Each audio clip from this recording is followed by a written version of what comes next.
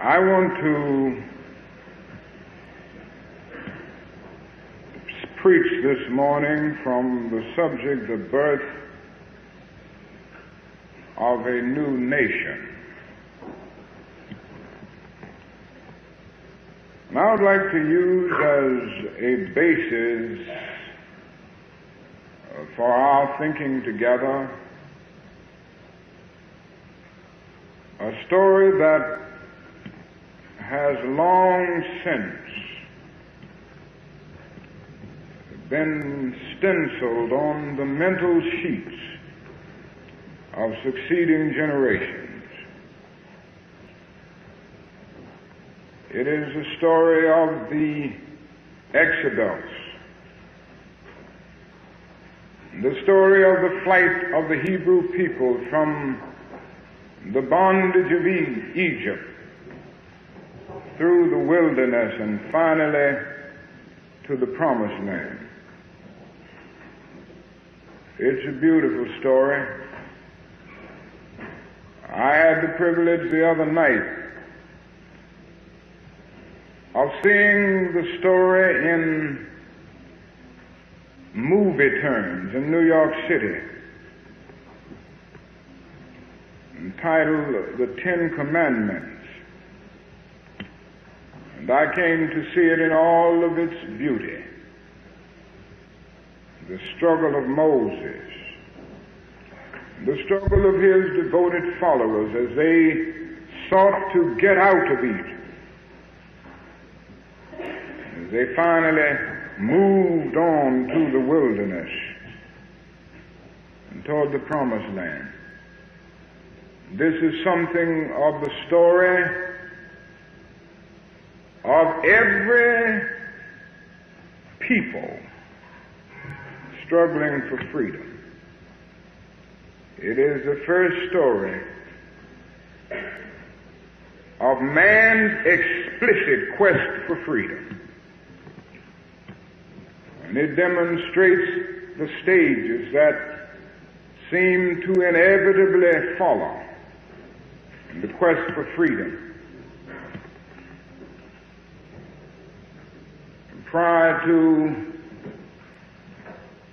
March the 6th, 1957, there existed a country known as the Gold Coast. This country was a colony of the British Empire. This country was situated in that vast continent known as Africa. Now, I'm sure you know a great deal about Africa, that continent with some 200 million people. And it extends and covers a great deal of territory. There are many familiar names associated with Africa that you will probably remember, and there are some countries in Africa that many people never realize. For instance, Egypt is in Africa. And that is that vast area of North Africa with Egypt and Ethiopia, with Tunisia and Algeria and Morocco and Libya. And then you might move to South Africa and you think of that extensive territory known as the Union of South Africa. That is that capital city, Johannesburg, that you read so much about these days. Then that is Central Africa, with places like Rhodesia and the Belgian Congo. And then that is East Africa, with places like Kenya and Tanganyika, and places like Uganda, and other very powerful countries right there. And then you move over to West Africa, where you find the French West Africa and Nigeria and Liberia and Sierra Leone and places like that. And it is in this spot, in this section of Africa, that we find the Gold Coast, there in West Africa. You also know that for years and for centuries, Africa has been one of the most exploited continents in the history of the world. It's been the dark continent.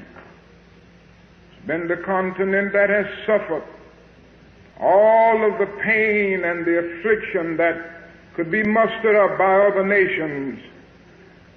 And it is that continent which has experienced slavery, which has experienced all of the lowest standards that we can think about, have been brought into being by the exploitation inflicted upon it by other nations. This country, the Gold Coast, was a part of this extensive continent known as Africa. It's a little country there in West Africa, about 91,000 miles in area, with a population of about 5 million people, a little more than 4.5 million. It stands there with its capital city, Accra. For years, the Gold Coast was exploited and dominated and trampled over. The first European settlers came in there about 1444, the Portuguese, and they started legitimate trade with the people in the Gold Coast. They started dealing with them with their gold, and in turn, they gave them guns and ammunition and gunpowder and that type of thing. But pretty soon America was discovered a few years later in the 1400s. And then the British West Indies. And all of these growing discoveries brought about the slave trade.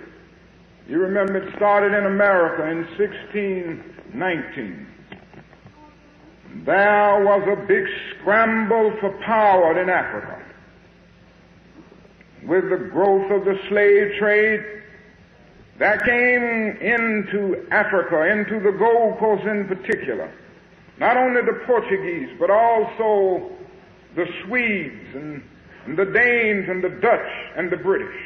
And all of these nations competed with each other to win the power of the Gold Coast so that they could exploit these people for commercial reasons and sell them into slavery. And finally, in 1850, Britain won out, and she gained possession of the total territorial expansion of the Gold Coast. From 1850 to 1957, March 6th, the Gold Coast was a colony of the British Empire. And as a colony, she suffered all of the injustices, all of the exploitation, all of the humiliation that comes as a result of colonialism. But like all slavery, like all domination, like all exploitation, it came to the point that the people got tired of it. That seems to be the long story of history. There seems to be a throbbing desire.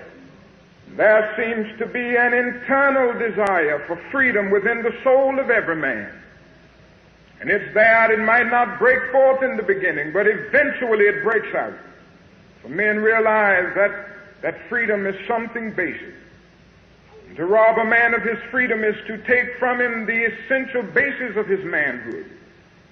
To take from him his freedom is to rob him of something of God's image. Paraphrase the words of Shakespeare's Othello, who steals my purse steals trash. To something nothing, 'twas mine, 'tis his, has been the slave of thousands. But he who filches from me my freedom robs me of that which not enriches him, but makes me poor indeed. That is something in the soul that cries out for freedom. That is something deep down within the very soul of man that reaches out for Canaan. Men cannot be satisfied with Egypt. They try to adjust to it for a while, Many men have vested interest in Egypt. They are slow to leave. Egypt makes it profitable to them. Some people profit by Egypt. The vast majority of the masses of people never profit by Egypt, and they are never content with it. And eventually they rise up and begin to cry out for Canaan's land. And so these people got tired. It had a long history. As far back as 1844, the chiefs themselves of the Gold Coast rose up and came together and revolted against the British Empire. The other powers that were in existence at that time dominating the Gold Coast, they revolted, saying that they wanted to govern themselves. But these powers clamped down on them, and the British said that we will not let you go. About 1909, a young man was born on the 12th of September. History didn't know at that time what that young man had in his mind. The mother and father, illiterate, not a part of the powerful tribal life of Africa, not chiefs at all, but humble people. That boy grew up, he went to school at Achimota for a while in Africa. And then he finished there with honors and decided to work his way to America. And he landed to America one day with about $50 in his pocket in terms of pounds, getting ready to get an education. And he went down to Pennsylvania to Lincoln University. He started studying there, and he started reading the great insights of the philosophers. He started reading the great insights of the ages, and he finished that and took his theological degree there and preached a while around Philadelphia and other areas as he was in the country. Went over to the University of Pennsylvania and took up a master's there in philosophy and sociology. All the years that he stood in America, he was poor. He had to work hard. He says in his autobiography how he worked as a bellhop in hotels, as a dishwasher. During the summer, how he worked as a waiter, trying to struggle through school. The original recording is briefly interrupted at this point. I want to go back home. I want to go back to West Africa, the land of my people, my native land. That is some work to be done there. Got a ship and went to London and stopped for a while by London School of Economy and picked up another degree there. Then while in London he started thinking about Pan-Africanism, the problem of how to free his people from colonialism. For as he said, he always realized that colonialism was made for domination and for exploitation. It was made to keep a certain group down and exploit that group economically for the advantage of another. He studied and thought about all of this. One day he decided to go back to Africa. He got to Africa and he was immediately elected the executive secretary of the United Party of the Gold Coast. And he worked hard and he started getting a following. And the people in this party, the people who had had their hands on the plow for a long time, thought he was pushing a little too fast, and they got a little jealous of his influence. So finally he had to break from the United Party of the Gold Coast, and in 1949 he organized the Convention People's Party. It was this party that started out working for the independence of the Gold Coast.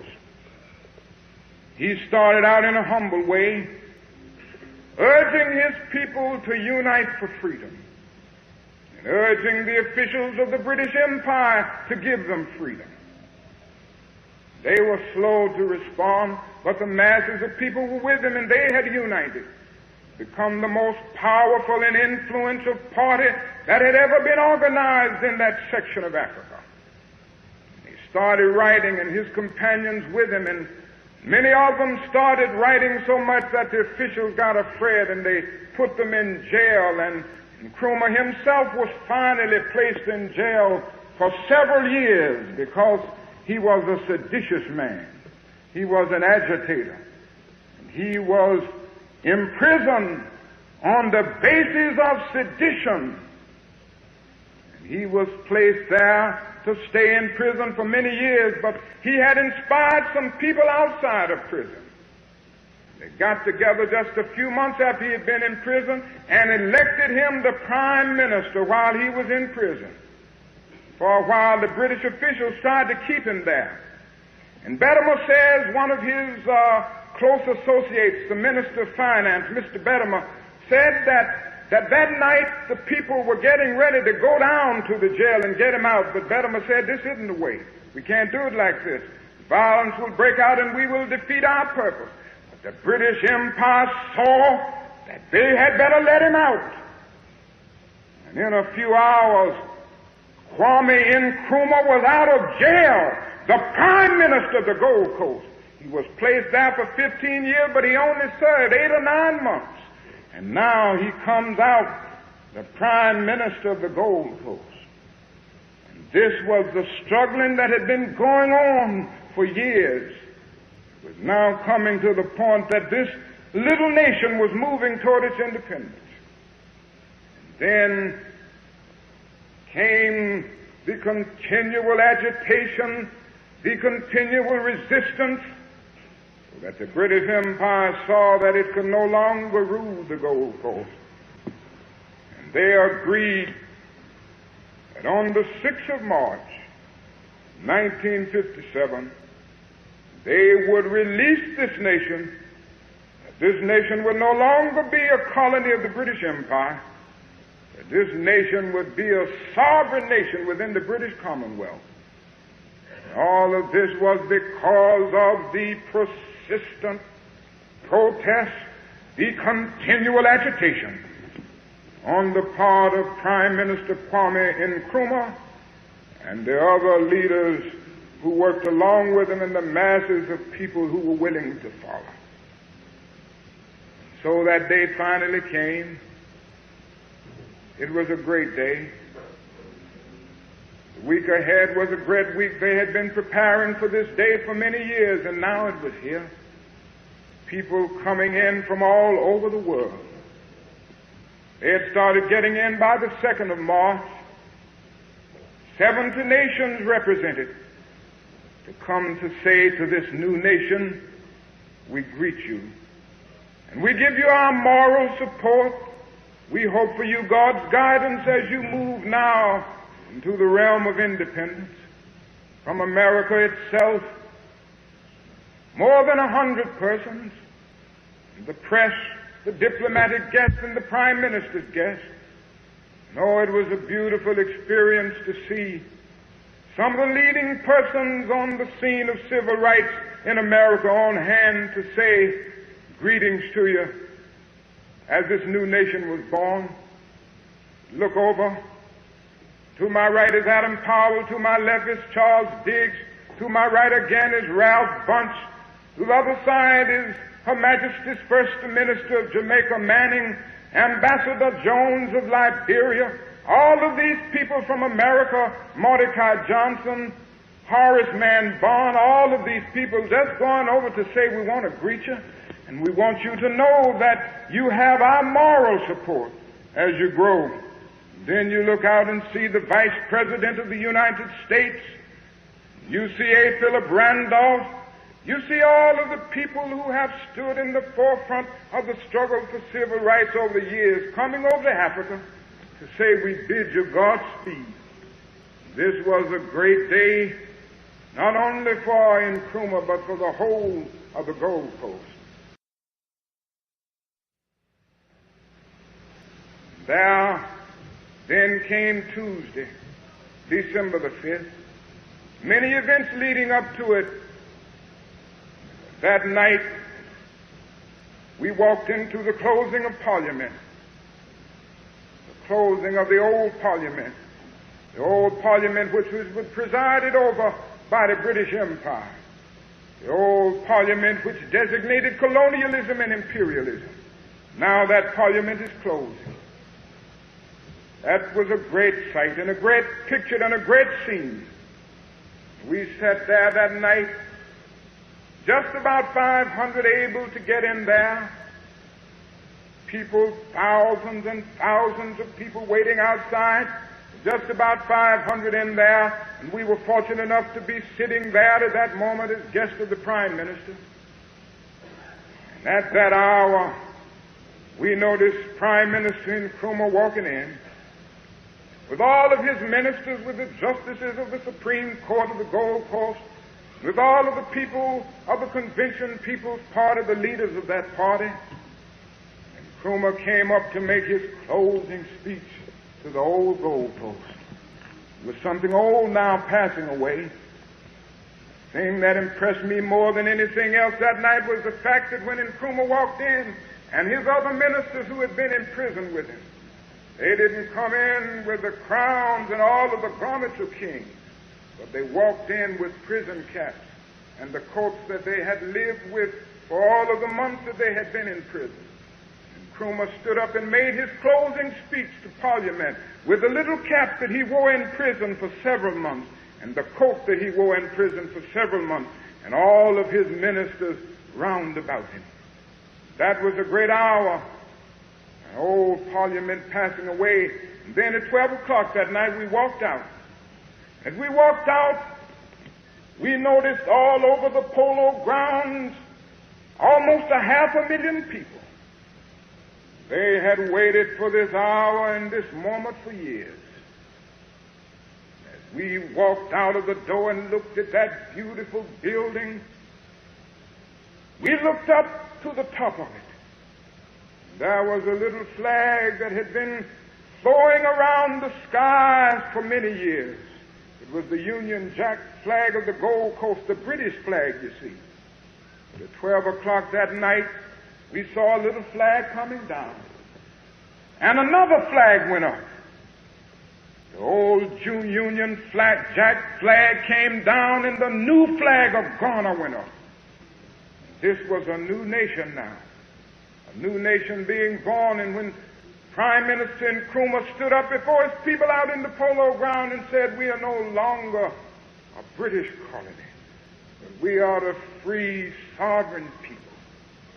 All over that vast throng of people, we could see tears. And I stood there thinking about so many things. Before I knew it, I started weeping. I was crying for joy. I knew about all of the struggles and all of the pain and all of the agony that these people had gone through for this moment. And after Nkrumah had made that final speech, it was about 12:30 now, and we walked away. And we could hear little children, 6 years old, and old people 80 and 90 years old, walking the streets of Accra, crying, freedom, freedom. They couldn't say it in the sense that we said. Many of them don't speak English too well, but they had their accents, and it could ring out, freedom. And they were crying it in a sense that they had never heard it before. And I could hear that old Negro spiritual once more crying out, free at last, great God Almighty, I'm free at last. They were experiencing that in their very souls, and everywhere we turned, we could hear it ringing out from the housetops. We could hear it from every corner, every nook and crook of the community. Freedom, freedom. This was the birth of a new nation. This was the breaking loose from Egypt.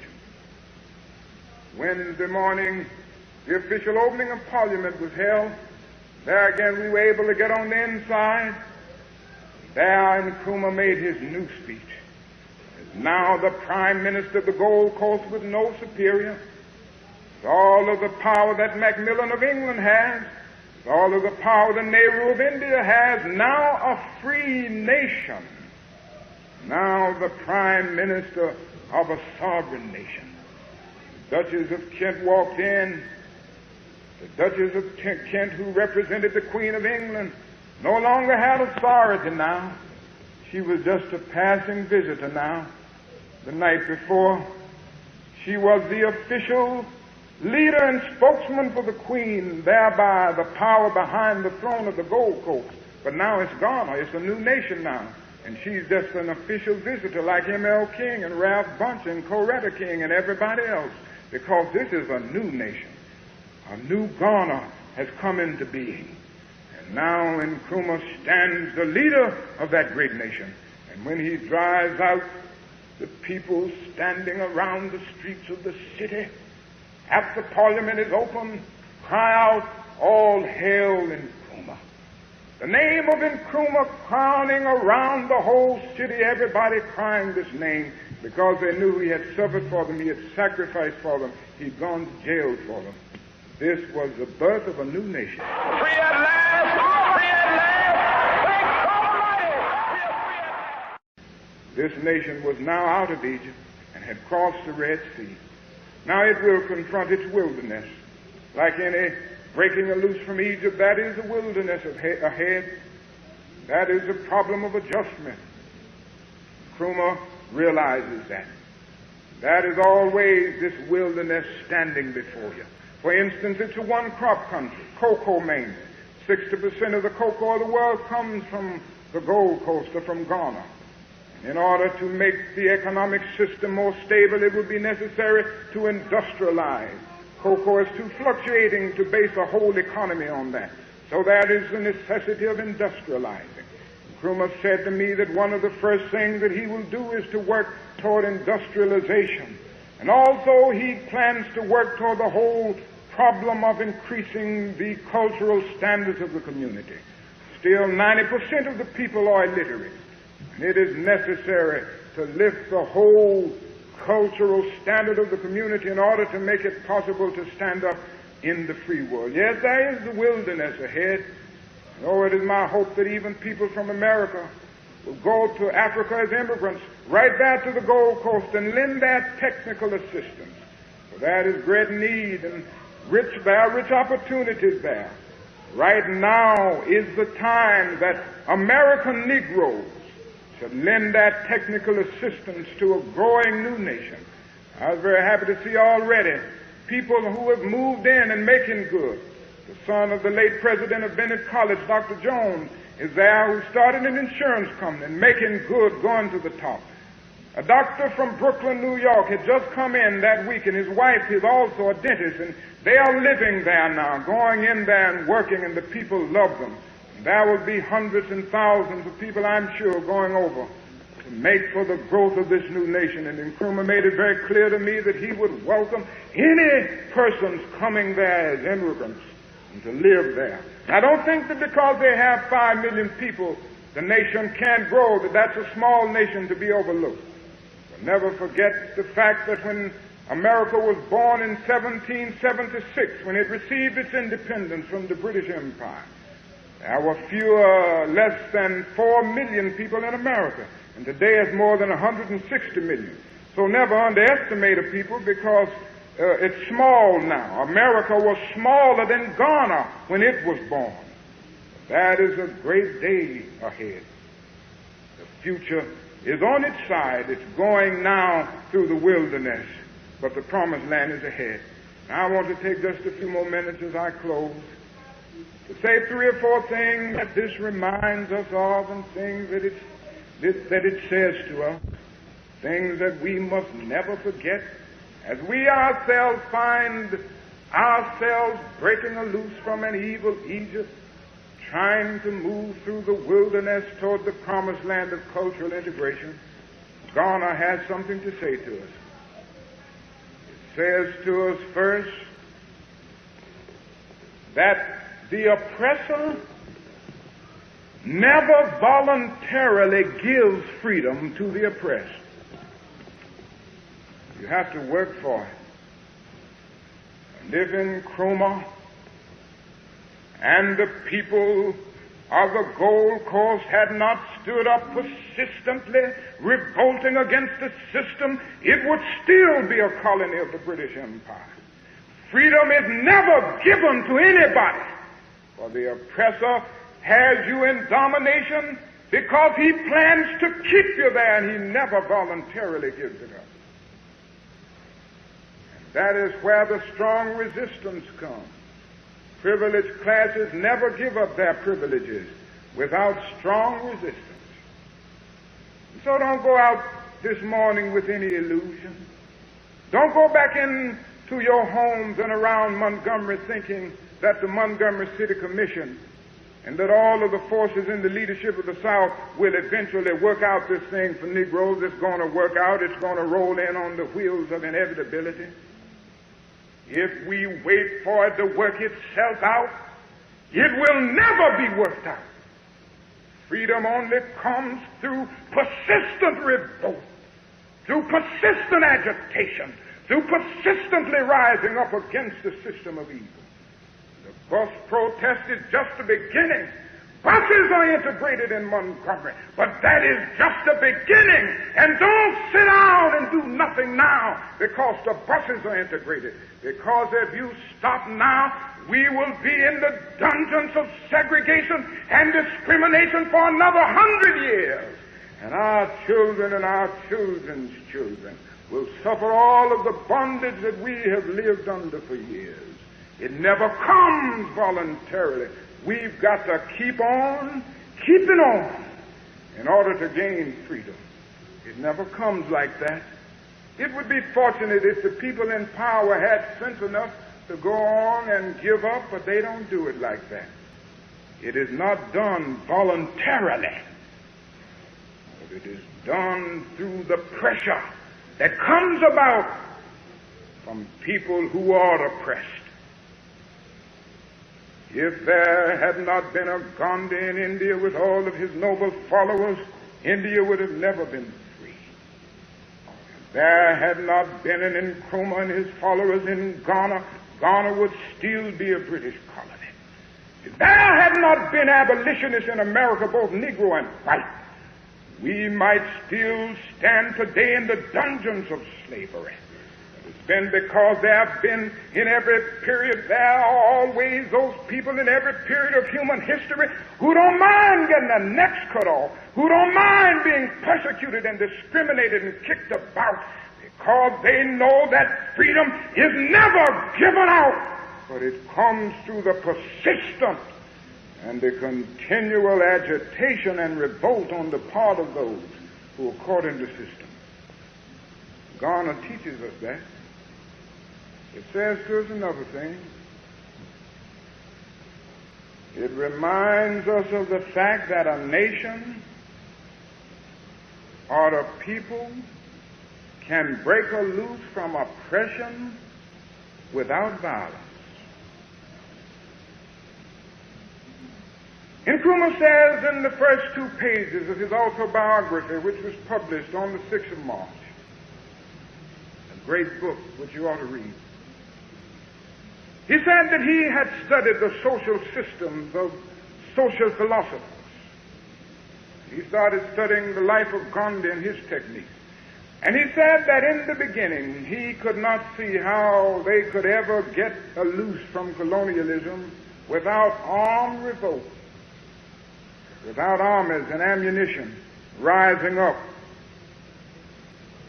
Then he says, after he continued to study Gandhi, continued to study this technique, he came to see that the only way was through non-violent positive action. And he called his program Positive Action. And it's a beautiful thing, isn't it? That here is a nation that is now free, and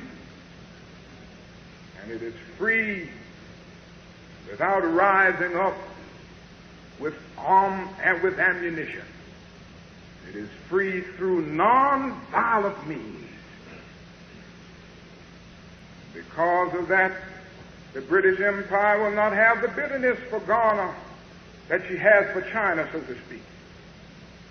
Because of that, when the British Empire leaves Ghana, she leaves with a different attitude than she would have left with if she had been driven out by armies.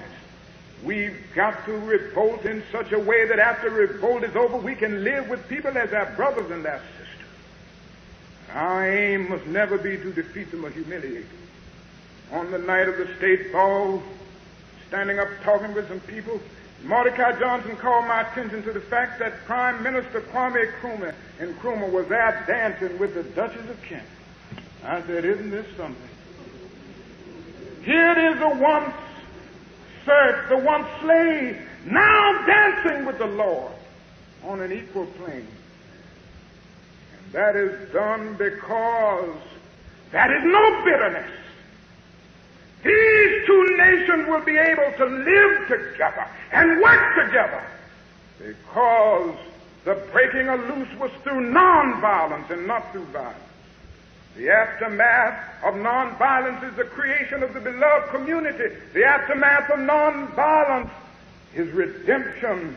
The aftermath of nonviolence is reconciliation. The aftermath of violence, however, is bitterness.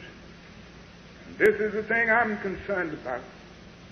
Let us fight passionately and unrelentingly for the goal of justice and freedom. But let's be sure that our hands are clean in the struggle. Let us never fight with falsehood and violence and hate and malice, but always fight with love, so that when the day comes that the walls of segregation have completely crumbled in Montgomery, that we will be able to live with people as their brothers and sisters. Oh, my friends, our aim must be not to defeat Mr. Engelhardt, not to defeat Mr. Sellers and Mr. Gale and Mr. Parks. Our aim must be to defeat the evil that's in them. But our aim must be to win the friendship of Mr. Gale and Mr. Sellers and Mr. Engelhardt. We must come to the point of seeing that our ultimate aim is to live with all men as brothers and sisters under God, and not be their enemies or anything that goes with that type of relationship. And this is one thing that Garner teaches us, that you can break a loose from evil through nonviolence, through a lack of bitterness. And Crumer says in his book, when I came out of prison, I was not bitter toward Britain. I came out merely with a determination to free my people from the colonialism and imperialism that had been inflicted upon them by Britain. But I came out with no bitterness. Because of that, this world will be a better place in which to live. There's another thing that Garner reminds us. I'm coming to the conclusion now. Garner reminds us that freedom never comes on a silver platter. It's never easy. Garner reminds us that whenever you break out of Egypt, you better get ready for stiff battle. You better get ready for some homes to be bombed. You better get ready for some churches to be bombed. You better get ready for a lot of nasty things to be said about you, because you're getting out of Egypt, and whenever you break a loose from Egypt, the initial response of the Egyptian is bitterness. It never comes with ease. It comes only through the hardness and persistence of life. Garner reminds us of that. You better get ready to go to prison.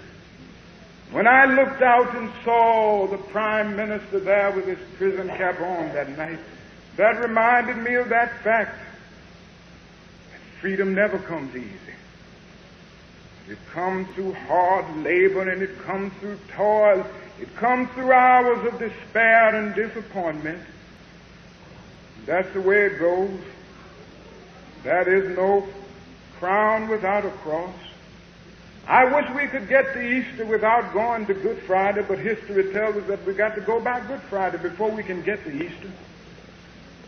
That's the long story of freedom, isn't it? Before you get to Cana, you got a Red Sea to confront. You have a hardened heart of a Pharaoh to confront.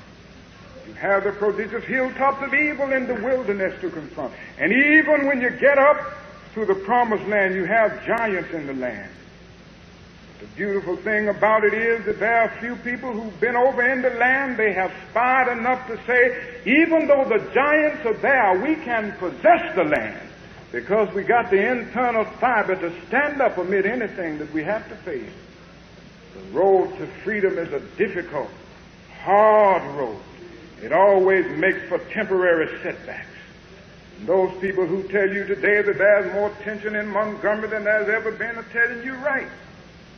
Whenever you get out of Egypt, you always confront a little tension. You always confront a little temporary setback. If you didn't confront that, you'd never get out. you must remember that the tensionless period that we like to think of was a period when the Negro was complacently adjusted to segregation, discrimination, insult, and exploitation.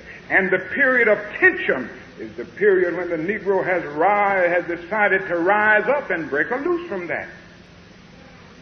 And this is a peace that we are seeking, not an old negative, obnoxious peace, which is merely the absence of tension, but a positive, lasting peace, which is the presence of brotherhood and justice. And it is never brought about without this temporary period of tension. The road to freedom is difficult. Finally,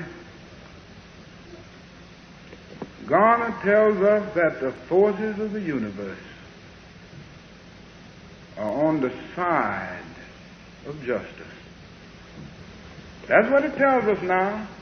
You can interpret Garner any kind of way you want to, but Garner tells me that the forces of the universe are on the side of justice. That night when I saw that old flag coming down and the new flag coming up, I saw something else. That wasn't just an ephemeral, evanescent event appearing on the stage of history, but it was an event with eternal meaning, for it symbolizes something. That thing symbolized to me that an old order is passing away, and a new order is coming into being. An old order of colonialism, of segregation and discrimination is passing away now, and a new order of justice and freedom and goodwill is being born. That's what it said. Somehow the forces of justice stand on the side of the universe, and that you can ultimately trample over God's children and profit by it. I want to come back to Montgomery now, but I must stop by London for a moment. But London reminds me of something. I never will forget the day we went into London. The next day we started moving around this great city. The only city in the world that is almost as large as New York City. Over 8 million people in London, about 8,300,000. New York, about 8,500,000. London larger in area than New York, though. Standing London is an amazing picture. And I never will forget the experience I had. The thoughts that came to my mind, we went to Buckingham Palace. And I looked there at all of Britain, at all of the pomp and circumstance of royalty. And I thought about all of the queens and kings that have passed through here. Look at the beauty of the changing of the guards and all of the guards with their beautiful horses. It's a beautiful sight. Move on from that and go over to Parliament. Move into the House of Lords and the House of Commons. There, with all of its beauty standing up before the world, is one of the most beautiful sights in the world. Then I remember we went on over to Westminster Abbey. I thought about several things when we went in this great church, this great cathedral, the center of the Church of England. We walked around and went to the tombs of the kings and queens buried there. Most of the kings and queens of England are buried right there in the Westminster Abbey. And I walked around. On the one hand, I enjoyed and appreciated the great Gothic architecture of that massive cathedral. I stood there in awe, thinking about the greatness of God and man's feeble attempt to reach up for God. But I thought something else. I thought about the Church of England. My mind went back to Buckingham Palace, and I said that this is the symbol of a dying system. There was a day that the queens and kings of England could boast that the sun never sets on the British Empire. The day when she occupied the greater portion of Australia, the greater portion of Canada. There was a day when she ruled most of China, most of Africa, and all of India. I started thinking about this empire. I started thinking about the fact that she ruled over India one day. Mahatma Gandhi stood there at every hand trying to get the freedom of his people, and they never bowed to it. They decided that they were going to stand up and hold India in humiliation and in colonialism many, many years. I remember we passed by 10 Downing Street. That's the place where the Prime Minister of England lives. I remember that a few years ago a man lived there by the name of Winston Churchill.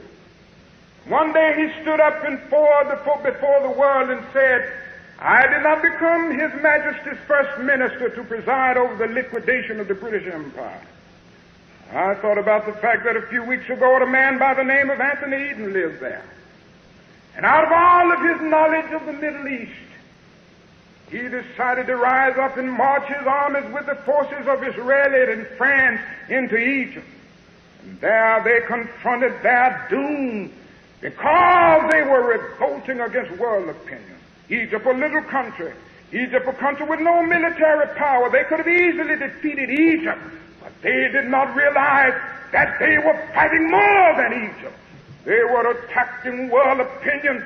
They were fighting the whole Asian African bloc, which is the bloc that now thinks and moves and determines the course of the history of the world. I thought of many things. I thought of the fact that the British Empire exploited India. Think about it. A nation with 400 million people, and the British exploited them so much that out of a population of 400 million, 350 million made an annual income of less than $50 a year. 25 of that had to be used for taxes and the other things of life. I thought about dark Africa and how the people there, they can make $100 a year. They are living very well, they think. 2 shillings a day. 1 shilling is 14 cents. 2 shillings, 28 cents. That's a good wage. That's because of the domination of the British Empire. All of these things came to my mind, and when I stood there in Westminster Abbey with all of its beauty, and I thought about all of the beautiful hymns and anthems that the people would go in there to sing. And yet the Church of England never took a stand against this system. The Church of England sanctioned it. The Church of England gave it moral backing. All of the exploitation perpetuated by the British Empire was sanctioned by the Church of England. But something else came to my mind. God comes in the picture even when the church won't take a stand. God has injected a principle in this universe. God has said that all men must respect the dignity and worth of all human personality. And if you don't do that, I will take charge. Seems this morning that I can hear God speaking. I can hear Him speaking throughout the universe, saying, "Be still and know that I'm God." And if you don't stop, if you don't straighten up, if you don't stop exploiting people, I'm going to rise up and break the backbone of your power. And your power will be no more, and the power of Great Britain is no more. I looked at France. I looked at Britain, and I thought about the Britain that could boast the sun never sets on our great empire. And I say now she has gone to the level that the sun hardly rises on the British Empire because it was based on exploitation. Because the God of the universe eventually takes a stand. And I say to you this morning, my friends, rise up and know that as you struggle for justice, you do not struggle alone, but God struggles with you. And He's working every day. Somehow I can look out. I can look out across the seas and across the universe and cry out, my eyes have seen the glory of the coming of the Lord. He's trampling out the vintage where the grapes of wrath are stored. Then I think about it because His truth is marching on. And I can sing another chorus. Hallelujah. Glory, hallelujah. His truth is marching on. Then I can hear Isaiah again because that has profound meaning to me. That somehow every valley shall be exalted and every hill shall be made low. The plain, the crooked places shall be made straight and the rough places plain. Glory of the Lord shall be revealed, and all flesh shall see it together. That's the beauty of this thing. All flesh shall see it together. Not some from the heights of Park Street, and others from the dungeons of slum areas. Not some from the pinnacles of the British Empire, and some from the dark deserts of Africa. Not some from inordinate superfluous wealth, and others from abject, deadening poverty. Not some white and not some black, not some yellow and not some brown, but all flesh shall see it together. They shall see it from Montgomery, they shall see it from New York, they shall see it from Ghana, they shall see it from China. For I can look out and see a great number, as John saw, marching into the great eternity, because God is working in this world and at this hour and at this moment. And God grants that we will get on board and start marching with God, because we got orders now to break down the bondage and the walls of colonialism, exploitation, and imperialism, to break them down to the point that no man will trample over another man, but that all men will respect the dignity and worth of all human personality. And then we will be in Canaan's freedom land. Moses might not get to see Canaan, but his children will see it. He even got to the mountaintop enough to see it, and that assured him that it was coming. But the beauty of the thing is that there's always a just way to take up his work and take the children on in. And it's there waiting with its milk and honey and with all of the bountiful beauty that God has in store for his children. Oh, what exceedingly marvelous things God has in store for us. Granted, we will follow him enough to gain them. Oh God, our gracious Heavenly Father, help us to see the insights that come from this new nation. Help us to follow thee and all of thy creative work in this world. That somehow we will discover that we are made to live together as brothers. And that it will come in this generation the day when all men will recognize the fatherhood of God and the brotherhood of man. And all of God's children, black men and white men, Jews and Gentiles, Protestants and Catholics, will be able to join hands and sing in the words of the old Negro spiritual, free at last, free at last. Thank God Almighty, we are free at last.